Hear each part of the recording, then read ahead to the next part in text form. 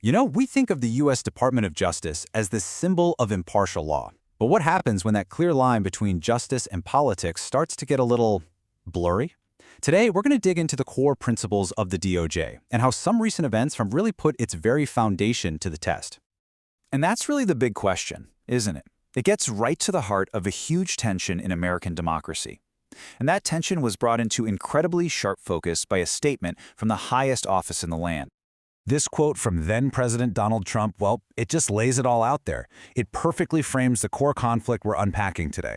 Just how far does the power of the president reach when it comes to a justice system that's designed to be independent? To really get a grip on that tension, we first have to back up and look at the ideal. What is the Department of Justice supposed to be all about? Now, these words you see here, they aren't just suggestions. They are bedrock principles. The whole idea is that the DOJ operates based on facts and law, totally free from political pressure. Decisions have to be based solely on the law. This is the gold standard, the ideal we're holding everything up against. Okay, so that's the ideal. But what happens when that standard gets seriously tested? Let's dive into a specific case study that centers on the Jeffrey Epstein investigation.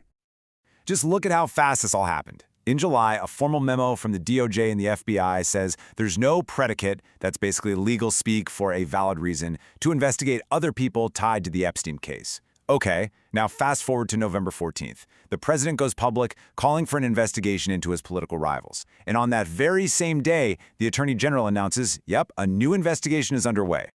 So let's just put this side by side. The contradiction is, well, it's pretty stark. On one side, you have an official finding, no evidence to move forward. And just a few months later, on the other side, a brand new targeted investigation. It was a total 180 from the department's official position. So who were these uncharged third parties that suddenly needed investigating?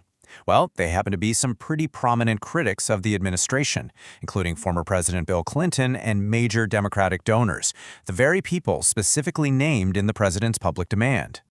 But the story doesn't stop with that reversal. How it all happened is just as controversial, and it seems to have come down to a key change in personnel. You see, to move forward with these new indictments, there was an obstacle. The U.S. attorney already on the case, a guy named Eric Siebert.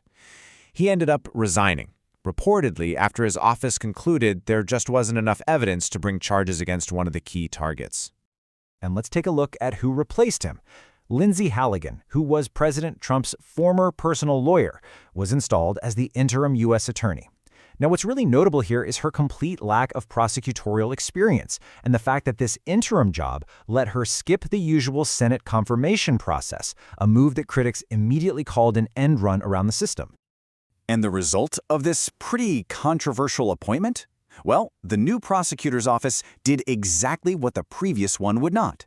It went ahead and secured indictments against two of the president's most high-profile critics, James Comey and Letitia James. Now, these actions didn't just cause a political firestorm. They triggered some very serious legal challenges that have started to send shockwaves through the court system itself. And this brings us to a really serious legal term: prosecutorial misconduct.